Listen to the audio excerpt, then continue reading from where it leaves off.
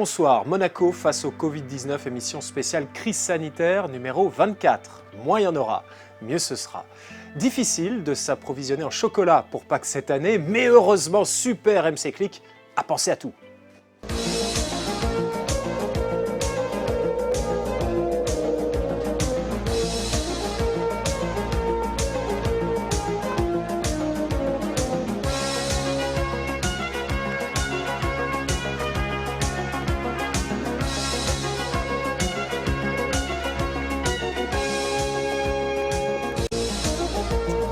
Voilà, merci beaucoup André pour votre acte d'héroïsme sur le toit. Merci également à Erwan Grimaud qui a pensé à nous pour Pâques et je profite d'ailleurs de l'occasion pour saluer sincèrement le travail remarquable de l'équipe réduite de Monaco Info qui est sur le pont dans ces conditions difficiles de confinement. Bon, qui le mérite le plus? Oh, ben Sébastien Mezzadri évidemment. Merci Sébastien. Mais heureusement, le confinement, ça marche. Restez chez vous.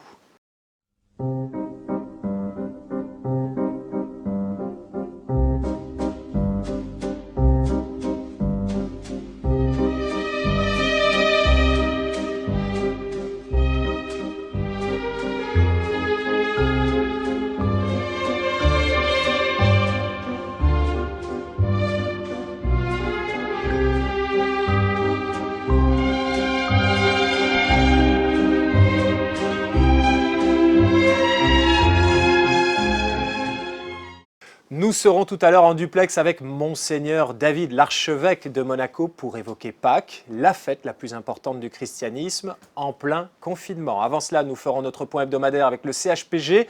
Où en sommes-nous dans l'épidémie? On a bien besoin de bonnes nouvelles en ce moment pour nous aider à tenir. La directrice de l'hôpital Benoît de Sévlinges sera avec nous, accompagnée du docteur Georges Garnier. Mais tout de suite, le point info avec vous, Alexandra Pani.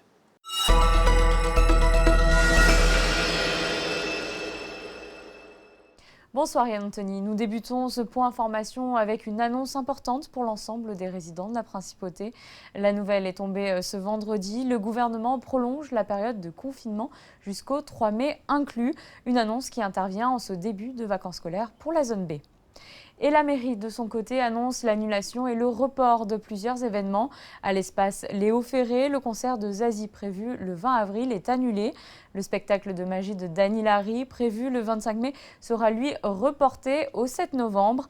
Les billets déjà achetés restent valables et l'un des événements incontournables organisés par la mairie, le concert gratuit sur le port de Monaco pour la fête de la musique, le 21 juin, sera lui aussi annulé. En fonction de l'évolution de la période du confinement, d'autres animations pourront être proposées dans les quartiers.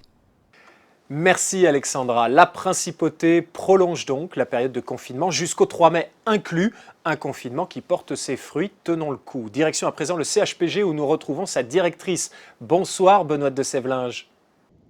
Bonsoir Yann Anthony. Merci d'être avec nous pour ce point hebdomadaire avec la directrice du centre hospitalier Princesse Grasse. C'est très attendu, je sais, des téléspectateurs de cette émission Monaco face au Covid-19. Alors, comme chaque semaine, on commence par notre point chiffré. Quel est le nombre de personnes hospitalisées au CHPG et le nombre de personnes en réanimation? Pour notre part, ce matin, nous avions 5 patients hospitalisés en réanimation. L'un d'entre eux va beaucoup mieux, donc il va passer sur un secteur d'hospitalisation conventionnelle.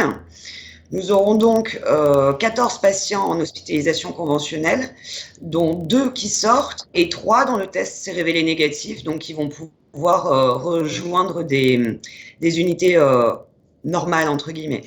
Bon, pour reprendre l'image utilisée aussi la semaine dernière, la guerre est en cours tout autour de nous, mais il n'y a pas encore de bombardement à Monaco. C'est ça, on ne voit pas de pic épidémique venir, ça fait quelques semaines que je vous dis qu'il n'y a pas vraiment de signaux qui nous alertent. Aujourd'hui, ce qu'on a, c'est une lente ascension, on est même sur une diminution, donc d'ici à dire qu'on a atteint le plateau, je ne voudrais pas m'avancer, mais c'est vrai que sur cette semaine, on est sur une diminution du nombre de patients hospitalisés et on commence donc à se préparer à la suite.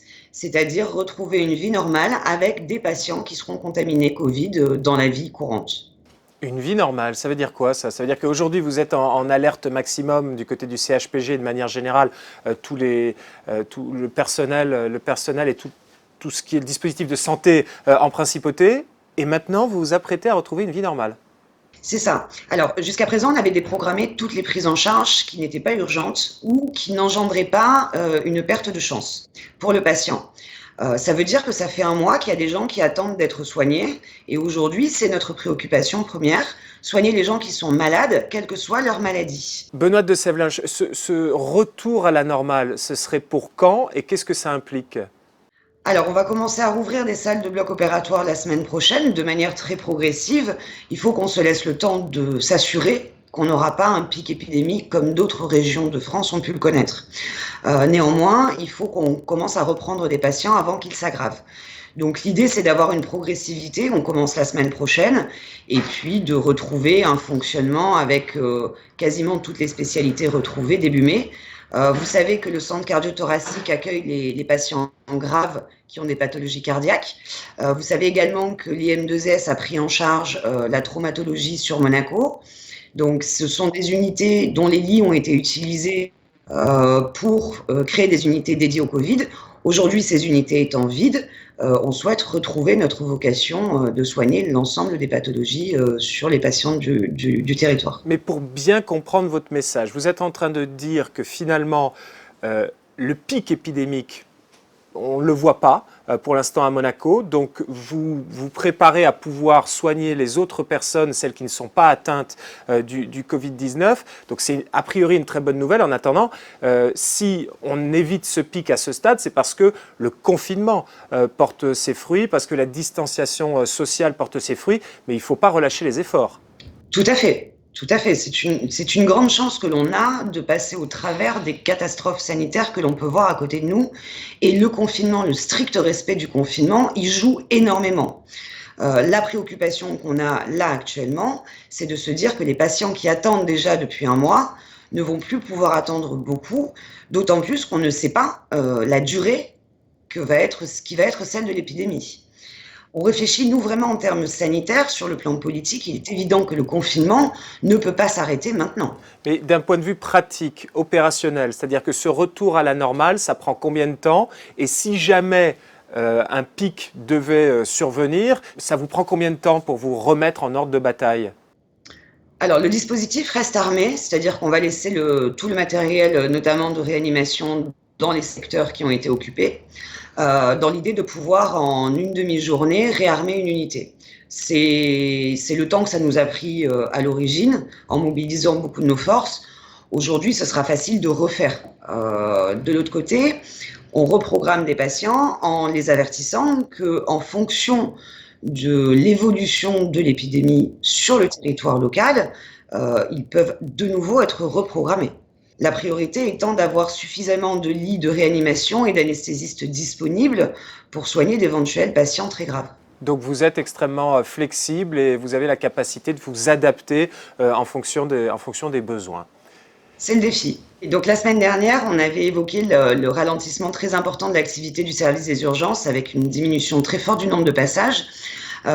Aujourd'hui, je voudrais vous parler du suivi qui est proposé aux malades chroniques et parmi ceux-là, bien évidemment, la grande majorité qui sont les malades du cancer. Merci beaucoup Benoît. Alors ne partez pas trop loin car j'aurai d'autres questions à vous poser tout à l'heure. On voit bien sur le graphique des capacités d'accueil du CHPG avec les colonnes mauves représentant le nombre de malades atteints du Covid-19, les jaunes représentant les patients en réanimation et puis la courbe verte montrant l'évolution du nombre de lits disponibles avec une très nette augmentation à partir du 31 mars et donc un retour à la normale désormais avec un dispositif réarmable très rapidement si besoin. Nous retrouvons donc à présent le chef de l'hôpital de jour du CHPG et célèbre oncologue, Georges Garnier. Bonsoir docteur Garnier. Et bonsoir. Alors quel est votre message ? Il faut que les gens malades hors Covid n'hésitent pas à venir se faire soigner, c'est ça ? Oui, en fait, notre spécialité, c'est vraiment la caricature de beaucoup de patients pour lesquels on ne peut pas se passer de soins. Alors, le plus important, c'était évidemment, et ça reste, le message clair, c'est attention à ce virus dont on n'a pas encore tout apprécié et pour lequel, fort heureusement, dans notre région, l'impact qu'on craignait énormément semble se lisser manifestement grâce aux antécédents qui ont eu lieu dans d'autres régions et donc ce confinement qui est arrivé, je l'espère, à point nommé pour nous. Donc on semble échapper à cette vague, j'espère que ça va continuer et clairement le message aujourd'hui, ça reste prioritaire, que ce confinement va nous aider à continuer dans cette vague plutôt lisse qu'un pic qui serait extrêmement délétère. On a vu les collègues dans la région parisienne et en Alsace, ce qu'ils ont dû subir, ce qui est catastrophique. Ça, c'est la première chose, et je pense qu'il faut le garder à l'esprit tout le temps et pour une durée à ce jour indéterminée. La deuxième chose, c'est que malgré cela, il faut bien que les patients qui ont des pathologies graves, dont le pronostic vital peut être aussi engagé, indépendamment de l'infection virale, soient pris en charge. Et très rapidement, les sociétés savantes ont édicté des règles qui nous ont permis d'adapter un petit peu la prise en charge de nos patients, avec pour message principal, attention à l'absence de perte de chance pour nos patients traités en cancérologie.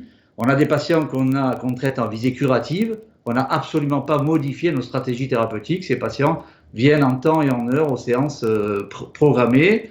Les examens complémentaires qui justifient éventuellement de modifier les stratégies thérapeutiques sont faits en temps et en heure.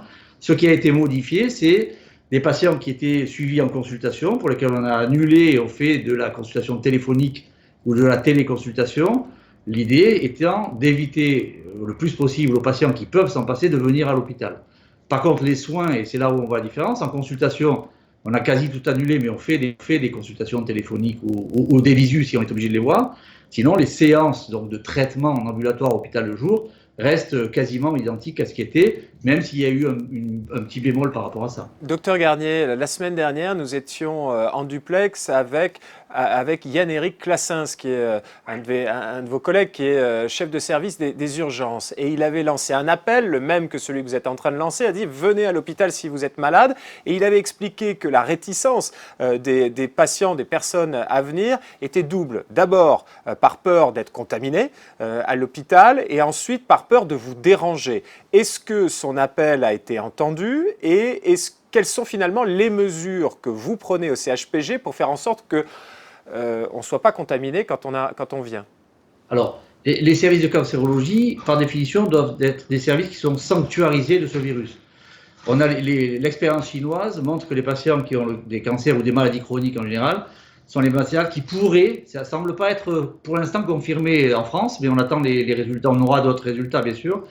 Les patients atteints de cancer sont des patients qui sont évidemment par définition beaucoup plus fragiles, donc potentiellement susceptibles d'être plus à risque de cette infection, et puis surtout s'ils l'attrapent, d'être en pronostic de cette infection virale catastrophique. Donc les services de cancérologie, très vite, ont été sanctuarisés, si on peut appeler ça comme ça, de ce virus, autant que faire se peut. Donc nous, on a été les premiers, je crois, à mettre les masques pour tout le personnel dans nos unités, et avec évidemment les gestes barrières, et avec la prise de température à l'entrée du service, et des appels téléphoniques la veille des séances de traitement, pour vérifier bien que le patient n'avait pas un des symptômes qui pourrait évoquer cette pathologie. L'idée étant au maximum de se prémunir, de faire entrer un patient, parce que malheureusement, ils peuvent se contaminer ailleurs, dans les services éventuellement infectés par ce virus, même pas aussi symptomatique. Merci beaucoup, docteur Georges Garnier, chef du service de jour du CHPG. Merci à vous. On vous retrouve, Benoît de Sèvelinges. Le docteur Garnier vient d'évoquer les téléconsultations. Est-ce que vous étiez équipé au CHPG pour offrir ce dispositif? Alors, ça fait quelques années qu'on se pose la question parce que la téléconsultation, elle a un intérêt évident, notamment pour les patients de Georges Garnier. Vous imaginez que certains d'entre eux qui sont très affaiblis sont obligés de prendre des ambulances pour venir à l'hôpital sur des choses sur lesquelles on n'avait pas forcément besoin de les examiner physiquement. Donc ça faisait plusieurs années qu'on s'interrogeait, néanmoins le dispositif de prise en charge financière n'était pas réglementé à Monaco. Donc on regardait, on s'intéressait, mais on n'était pas rentré dans le dur, entre guillemets. Dès le début de la crise, le gouvernement princier a pris les mesures nécessaires pour nous permettre de faire légalement de la téléconsultation et en plus d'être financé pour ce faire. Aujourd'hui, on a 57 médecins et 2 sages-femmes qui sont équipés et 12 secrétariats qui prennent des rendez-vous en téléconsultation exclusivement. Le parcours type, si vous voulez, c'est de dire j'ai besoin d'un avis médical, je téléphone. En fonction de l'avis, on va m'orienter vers une consultation physique ou une téléconsultation. La téléconsultation a lieu. Et de cette téléconsultation, on peut décider également d'avoir besoin de faire des explorations et donc de faire venir le patient. L'idée étant de ne le faire venir que si c'est réellement nécessaire, mais de pouvoir assurer son suivi médical. Il faut qu'on puisse garder le lien absolument avec nos patients. Il ne faut pas que nos patients s'isolent et s'enferment dans une maladie et dans leurs symptômes et dans la douleur. Et vous avez eu un grand besoin en iPad. Oui, alors la téléconsultation, on l'a poussée à la limite. C'est-à-dire que aujourd'hui, nos patients qui sont Covid pour le coup dans les unités dédiées, ils sont confinés comme tous les autres patients, ils n'ont pas de visite, mais surtout ils sont contaminants pour le personnel. Donc la règle, c'est de rentrer le moins possible dans la chambre. C'est très difficile pour le patient de supporter ça. L'idée a été émise en staff pluridisciplinaire de les doter de tablettes, de la même manière qu'on avait doté nos résidents du centre Régnier 3 et des maisons de retraite de tablettes pour faire de la visioconférence avec leur famille. Là, les équipes médicales et paramédicales se sont dit, mais si nous, on avait des tablettes, on pourrait communiquer dans le service avec le patient sans pour autant nous exposer inutilement en rentrant dans sa chambre, entre guillemets, pour rien. Donc, j'ai sollicité Monaco Télécom et Télis pour qu'ils nous aident à nous approvisionner, puisque à l'époque, on voulait une 50aine d'iPads pour pouvoir doter l'ensemble des patients qui étaient susceptibles d'être présents à l'hôpital. Et vous savez que Apple a fermé tous ces magasins et toutes ces structures de distribution. Donc non seulement ils m'ont approvisionné en 4 jours 77 iPads, mais en plus ils ont eu la gentillesse de nous les offrir. Donc désormais, quand vous rentrez vous êtes un patient dans l'unité Covid, on vous remet un iPad qui vous sert à communiquer avec le personnel soignant, mais aussi à faire des téléconsultations avec d'autres spécialités, les psychiatres, les psychologues et également les kinés, parce que les kinés peuvent se mettre aussi en face de l'iPad et montrer le mouvement à faire. De l'autre côté, pour le patient, il y a beaucoup de loisirs, parce qu'il va pouvoir faire des visios avec sa famille, c'est quand même très rassurant quand on sait que un membre de sa famille est enfermé dans ce genre d'unité, entre guillemets enfermé, mais c'est quand même le cas. Et de l'autre côté, on a une petite offre loisirs. On a eu nos partenaires, l'Opéra de Monte-Carlo et les rencontres philosophiques, qui nous ont mis à disposition des vidéos pour les patients et les personnels, pour leur permettre de s'évader un petit peu dans cette période dans la culture. C'est quand même une bonne chose aussi. Et puis s'ils ont donc le réseau Wi-Fi, n'hésitez pas à leur dire de regarder sur Monaco Channel en direct tous les soirs à 19h, Monaco face au Covid-19. Merci infiniment pour ce point d'étape hebdomadaire, Benoît de Sévelinge. À la semaine prochaine. Est-ce que je peux me permettre un petit dernier message ? Je vous en prie. On arrive sur le week-end de Pâques et je voudrais vraiment remercier tous les généreux donateurs qui nous ont recouverts de chocolat. Donc nous et nos patients, bien évidemment, avec un petit clin d'œil un petit peu spécial aux équipes de la SMA qui se sont cotisées pour nous offrir des boîtes de chocolat. Et ça nous a énormément émus et on pense à eux, on leur souhaite de très joyeuses Pâques aussi. Joyeuses Pâques à vous. Merci Benoît de Sévelinge. À vendredi prochain. Merci. Allez, c'est parti pour les infos pratiques avec Alexandra Pagny.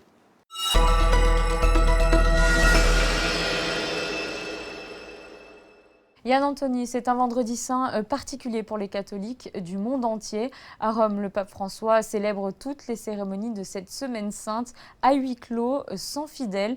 Une place Saint-Pierre déserte depuis le début du confinement. C'est une situation sans précédent pour la plus grande fête chrétienne qui célèbre la résurrection du Christ. À Paris, pour la première fois depuis l'incendie, une cérémonie à huis clos également a été donnée à Notre-Dame en fin de matinée, consacrée par l'archevêque de Paris, Monseigneur Aupetit. Et ici, à Monaco, les messes sont elles aussi célébrées à huis clos depuis le début du confinement et sont diffusées sur Monaco Info. Pour ce week-end pascal, nous vous donnons donc rendez-vous dimanche à 11h pour suivre la messe de Pâques. Et pour animer cette période de confinement, l'on vous propose avec les ballets de Monte-Carlo quelques moments de danse. Après Lac, vous pourrez voir ou revoir une autre œuvre du répertoire de Jean-Christophe Maillot, La Belle, ce samedi à 17h sur Monaco Info, mais aussi sur le site internet monacoinfo.com ou l'application mobile. Je vous laisse avec un extrait.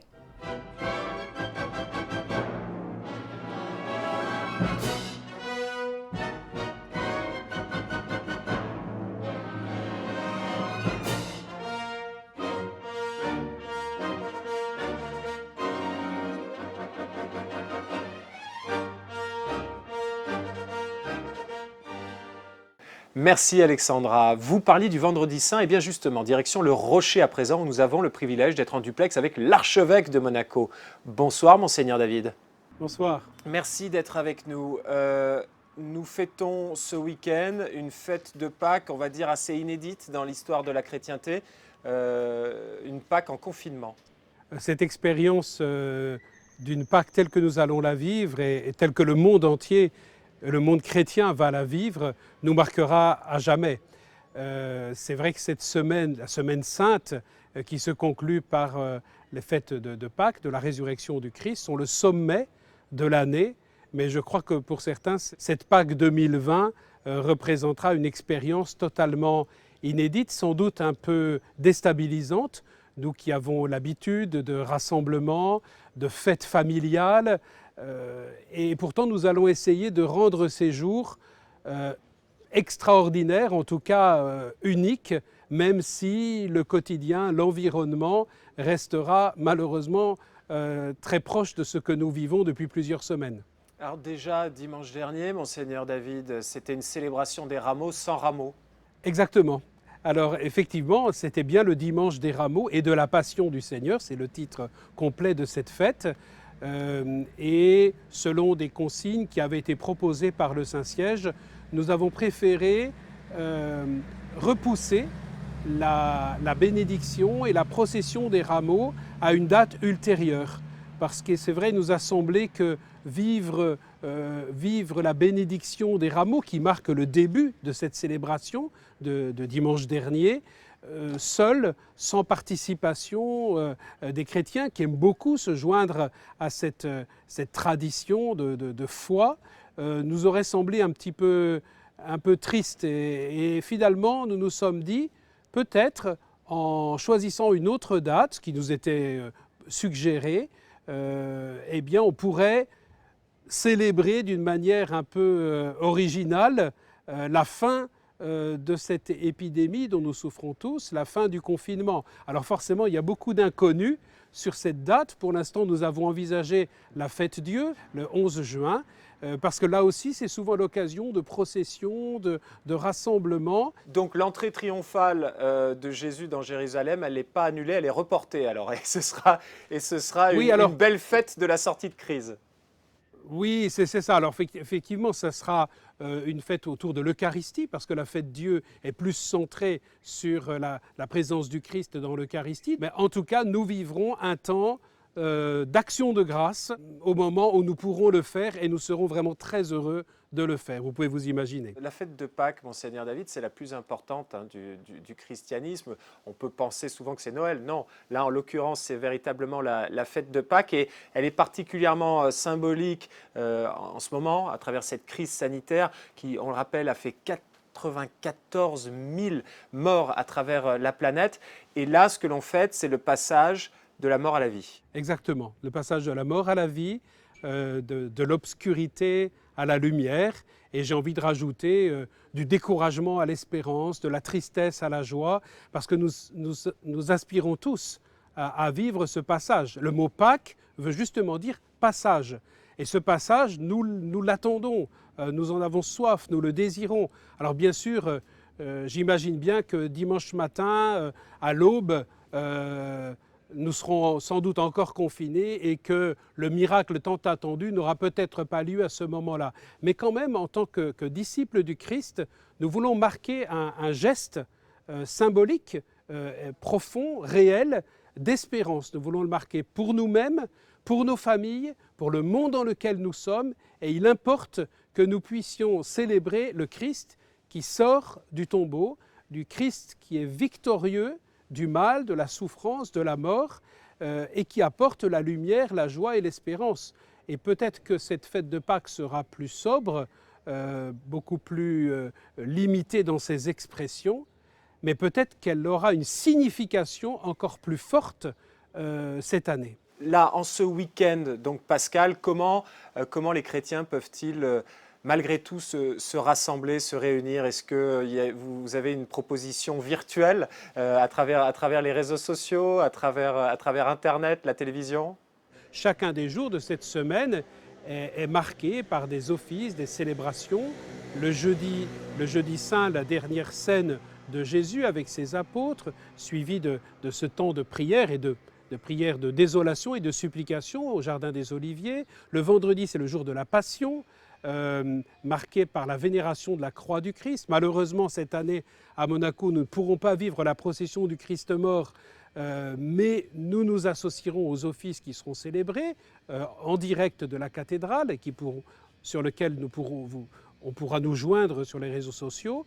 Et puis nous célébrerons aussi une vigile pascale la nuit, dans la soirée du samedi, jusqu'à la messe de Pâques, qui sera aussi diffusée sur Monaco Info à 11h dimanche. Merci Monseigneur Dominique Marie David, archevêque de Monaco, d'avoir accepté de participer à cette émission spéciale Monaco face au Covid-19 et je vous souhaite donc de très joyeuses Pâques. Merci, bonne fête de Pâques à vous aussi. Sur Facebook, sur Twitter, sur Instagram, il n'y en a que pour le coronavirus. C'est parti pour le best-of des réseaux sociaux.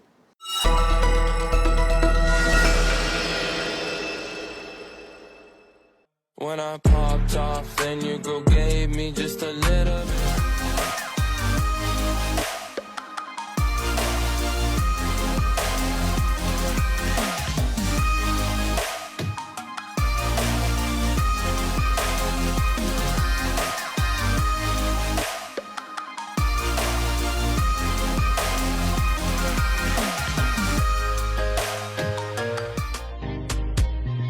Maman, comment je vais faire sans les coiffeurs?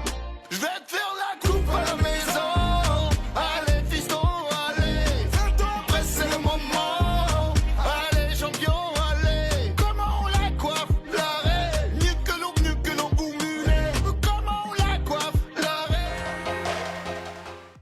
Voilà, visiblement, les coiffeurs auront beaucoup de travail à la sortie du confinement. Monaco face au Covid-19. C'est votre programme. À vous de nous alimenter en rejoignant le réseau Malizia et à nous de vous informer 7 jours sur 7 à 19h, tout le temps de cette crise. À demain sur Monaco Info.